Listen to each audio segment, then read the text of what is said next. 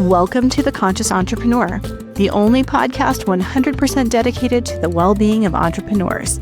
It's where founders come to sharpen their edge from the inside out and lead with clarity, connection, and purpose, without buying into hustle culture or burning out.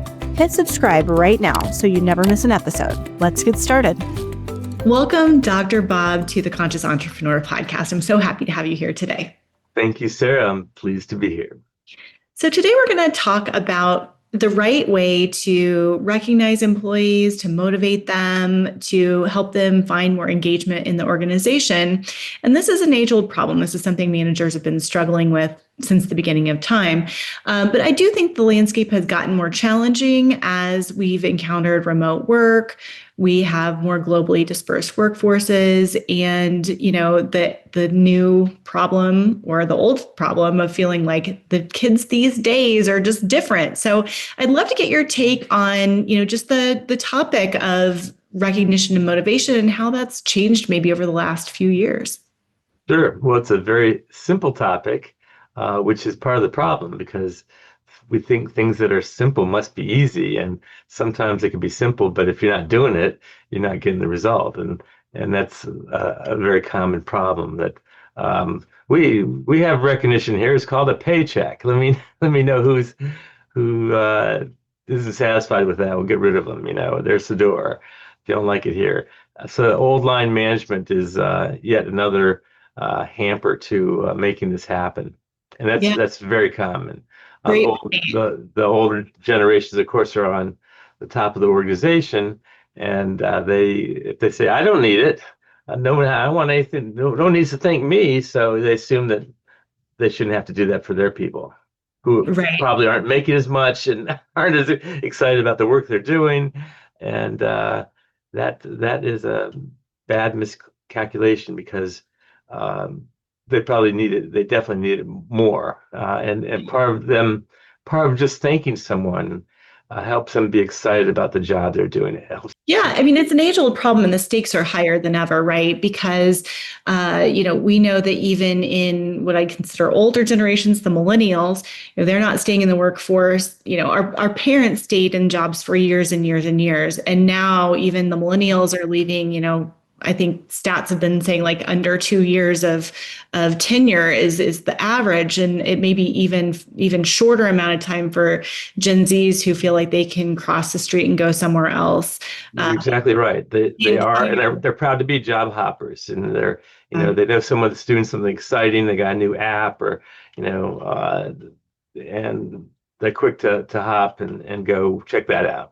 Yeah, and even values seem like they've changed, right? I have the impression that Gen Z cares tremendously about the values of the company and social issues that may not have really even been on the radar of our generation or older generations who may be, in leadership or management phases today. So I know one of the things I love about your books, 30 books that you've written, it really, you often share a lot of very practical tips for how a manager can bring this into their day-to-day. And I'd love to just start there. Tell us like a fundamental best practice that, may be simple, but isn't being used, maybe starting even when you onboard an employee. Do you have tips around that time frame so you can get started on the right foot? Well, yes, I do. You sit down with someone that just started for coffee or lunch or whatnot, and it's your first chance to really get to know them better. And so, Jerry, tell me about yourself. What, of all the places you could have worked in Denver, what was it that brought you here? Why are you excited to be here? What do you hope to learn while you're here? How can I help you learn that? Where do you want to be 5 years from now? And if you don't know, that's okay. But we're going to keep talking about that. So you might want to think about it. That's a pretty good place to start because, Jerry, whatever your goals are, my job is to help you reach those goals. And we're gonna, we got work to do to get there, and we're gonna have some fun along the way. But I want you to be successful, so I can be successful.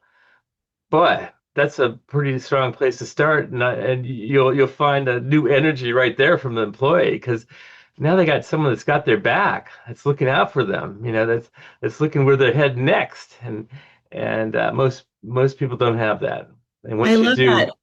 once you do, you think twice about leaving it, you know? Yeah, and I like you modeling kind of what that conversation could sound like.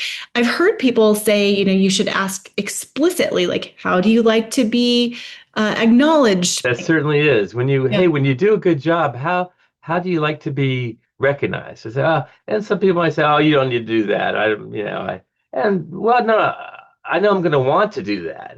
So I want to make sure I get it right. So I don't want to do something that you don't like or embarrasses you or whatever. And again, you can think about it. We don't have to tell me right now, but uh, I don't want to be guessing because it's yeah, important to me when you do a good job. I want to make sure that I do something that's meaningful to you, not just meaningful to me, but meaningful to you, or not meaningful yeah. to someone else that works here, but meaningful to you. So what is it you like? More You visibility know, for your work, more there's I couldn't have written a book called 1,001 Ways to Reward Employees if I didn't think recognition's all around us every day, just waiting for you to reach out and grab it and to apply it here and now as the occasion arises. It's not so that's another thing. It's like, for a lot of old line practices, well, we're gonna end of the year, we're gonna take two or three people and put them on stage, and they did a great job. Well, what about everyone else? They showed up, they were working hard. That is a problem because you're not going to get the best from everyone by picking out a couple people and said these guys are superstars, you guys are scum, and it's so you want to move the middle. So basically, you want everyone that works for you to feel valued. yeah. And I'm not talking about, just puffery or flattery. I'm talking about when they do a good job, you want to notice. I love And that. and And and you make a great point about, we have a lot of listeners here from people who are, very small teams, maybe five or less people, all the way up to really big organizations. And one of the objections that I hear is like, well, I don't have any money, or I don't have a budget for this. And I'm hearing you say that there are so many things that don't cost any money. Like, maybe you could share a few of those ideas. the top motivators are all no cost, So number one, thanking someone when they do a good job, two-way communication where people could ask a question, get an answer, not get their head taken off. Certainly involvement in decisions, especially those that affect the employee and the work they're doing. 89% of employees want to be involved in decisions at work. Um, if they make a mistake, and everyone makes mistakes, supporting them even though they made a mistake. Maybe you end up saying maybe I don't think I would have done it the same way, but what did you learn from that mistake? Boy, that's good. I'm glad you made it because you're not gonna make that mistake again, are you? No, I'm not. Okay, well, that we're heading in the right direction then. And so those are asking people. You want a cheap motivator? Ask people for their ideas or how we can do things better around here. Because you might think you have all the answers, but the person that you really got to tap into is the person that's doing the job and the constraints they have and the person they're dealing with and the systems they're dealing with. Get into their head, and you do that by asking, what's it going to cost you to ask a question? Anyone have any suggestions for how we can do things better around here? How we could save money? How we can make more money? Let me tell you, and then if they have a good idea, give them permission to pursue it. Give them autonomy. And I worked with a company in Connecticut, Boardroom Inc. They do newsletters and they do these big oversized books. And they started a thing where they asked everyone to turn in two ideas every week for how we can streamline processes, improve customer support, whatever. And you know, they got thousands of ideas. They didn't implement all of them, but they implemented enough of them to make a huge difference. They had a five-fold increase in their revenues in a 3-year period just by asking for ideas. And they didn't give those ideas to a committee to review them once a quarter and basically, send out send out formulas that say, here's where we're not going to use your silly idea. What do you know about purchasing? What gives you the right to tell us what we should be doing? They didn't do that. They asked for volunteers in the work group, and they changed it each week. And they said, Now we want ideas. So the rule one is to thank people for turning an idea.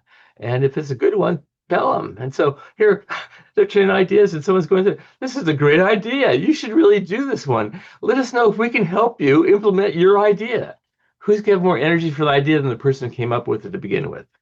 Yeah, And no, that's a great suggestion. I love that idea because you're getting the benefit of insights you may not have as a leader, because often we don't have the same point of view on the challenges. And so yeah, great no, we idea. definitely don't. We're Yeah. looking at they're looking at the CEO is looking at outside the company, and maybe the job maybe they started in a job inside the company, but they've moved on from there, and now there's other people doing that, and circumstances have changed. So you can't have the answers to something that doesn't exist anymore. You gotta tap into the people that are doing it now. I'll give you just one. I remember just one suggestion. They had a shipping clerk, hourly paid employee that had this one suggestion one week that, hey, next time we get this book that we sell printed, if we could trim the paper size, he said, by a 16th of an inch, I think it'll save us some cost in shipping. And they cut up a book. Is he right? He's right. And they made that one change, and they saved $500,000 in postage fees the first year. The Oh, my- CEO told me, he said, Bob, I worked a mail order for 28 years. I didn't even know there was a fourth class postal rate. But that's incredible. the kid that's staring at the chart day in and day out, he knew there was. Oh, we missed it again. And so just tapping into people, what they know, is key. Or I'll give you another example.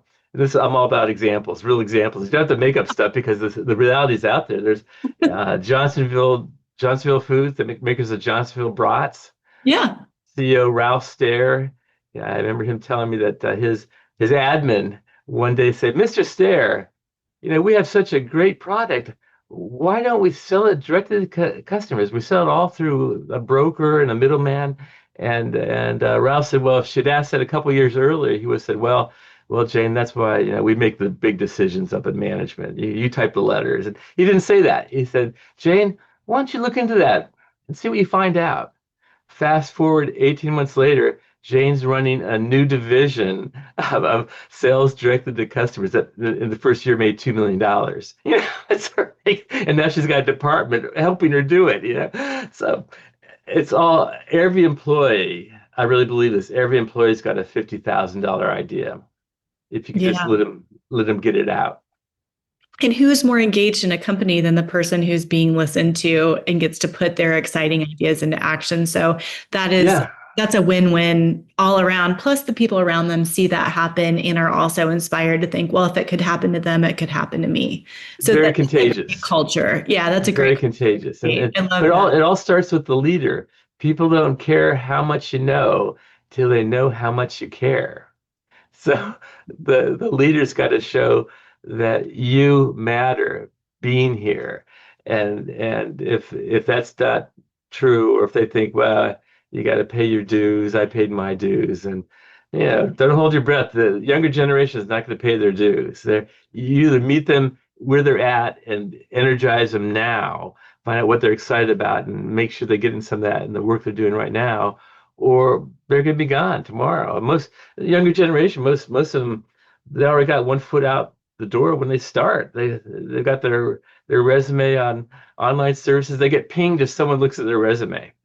So if you want to keep them, you got to show them, hey, wow, you're doing a great job. And not made up, but when they do, that means you got to be on the lookout to say when did they do a good job, and you got to know you can't just wing it. So there's a little effort involved, a little thoughtfulness, but money, for the younger generation, 88% say money's not their top motivator. They want to be excited with what they're doing with their life. They want to be the Gen Z is very socially conscious. They want to work for a company that's making a difference in the world. It's making it a Yeah. better place to live. We're not just doing widgets to earn more money. That Yeah. they want to feel proud in where they work, and it starts with them feeling special for the job they do. That is so important. And I love that you said that. It is a It is not a new idea and it is not super complicated, but I think we could all benefit from being more thoughtful every single day about how we build this into our own day-to-day activities and into the teams and culture of our company, sort of one little step at a time. So, it never hurts to be reminded of fundamentals, which this is one. And I guess I'd like to just sort of ask you one last question as we're leaving the conversation, and that is, as we have global workforces and diverse teams, so I know a lot of people have, for example, a lot of VAs or people who aren't, in the same place in the world. Obviously, recognition, appreciation, some of the intangible things that you're talking about are easy to do for everyone. But how do you recommend doing things where, maybe you can't send a Starbucks gift card because maybe there's no Starbucks or Yeah. that kind of thing? Well, there's no one answer, so you have to find out what would work in that environment, and even like, well, next time you meet on Zoom, before we get into our agenda, I want to just take a minute here and go around the group and ask everyone what they feel good about, something that they recently achieved. And 10 minutes later you got and or to say, uh, if there's anyone in our group that you should thank for something they've done for you. Anyone? And a simple thing like that. And 10 minutes later, everyone has had a chance to share to something they're excited about. That's contagious, and it makes it so you don't have to be together to make this happen. Like Hyatt Corporation, the hotel chain, they do a thing with their virtual employees where they call they do it. They call it a buddy, recognition buddy, where they ask everyone in their work group they assign them to someone else, another virtual person in their work group, and then Mhm. for that person, they're doing it for someone else, to keep an eye on what this person's doing, and thank them for us when they do a good job.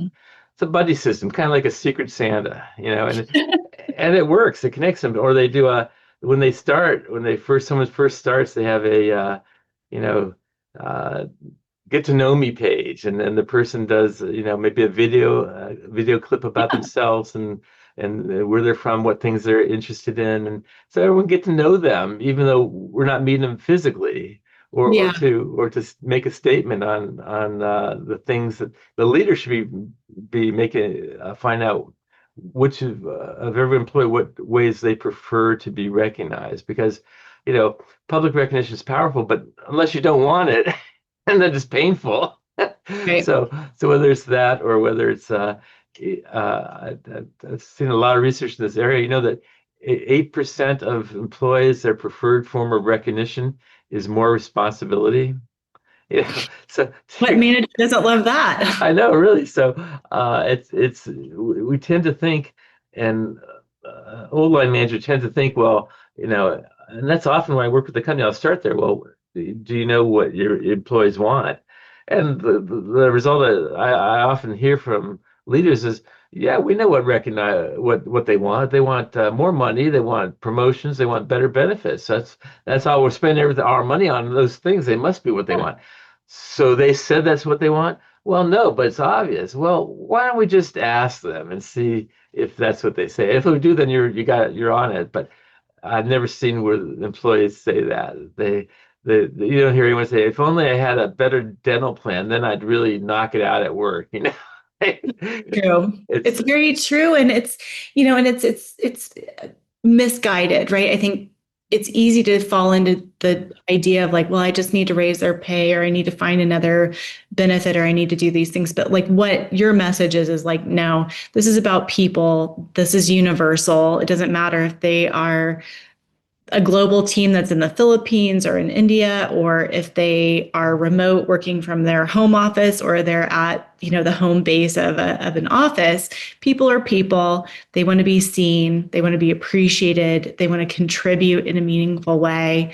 Yes. And I think your many, many books are great resources for inspiration, but also just a great reminder of this important fundamental part of leading people. So Yeah. thank you so very much for kind of just reminding us of this important thing. And of course, you're available as a consultant, a speaker, and 30 plus books are available, I think, on your Yes. website. Yes.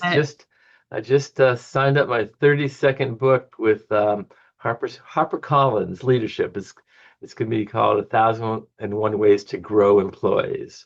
Wonderful. Again, if you talk to companies about something like that, they'll say, well, we've got tuition reimbursement, or we got the one or two things.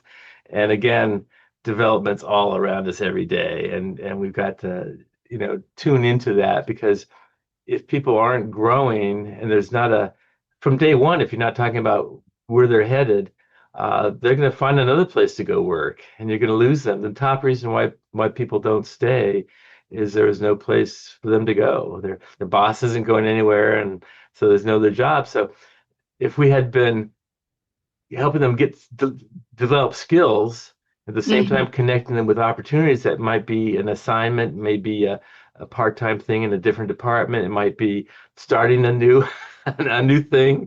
Great. Like Yeah. Then they wouldn't have to leave. yeah, I worked for Ken Blanchard, who wrote The 1 Minute Manager, for 10 years in his company, and I had I had 5 different jobs while I was there, and every one of them was created for me. Kids say, yeah. Todd, what do you think would best help us? Well, Ken, have you guys thought about doing this? That's a great idea, Bob. Well, can you do that for us? Well, I could sure give it a try. Off I go. Yeah, no, I mean it's a great inspiration. What you're sharing is so important, right? Like we've got great people and we want to keep them contributing to our organizations as long as possible. And that means seeing them and challenging them and rewarding them, for the great work that they do for us and for the missions of our company. So this is just a tremendously important reminder. Um, our businesses for the most part are the people, Yeah. and you've given us some really great food for thought, so I want to The thank company will be as successful as the people, as they feel valued. And then if you want to get the best from them, make sure you spotlight when they've done something that's helpful to you, to the company, for the guest, for the customer. yeah, Yeah. thank you. Yeah, such a great reminder.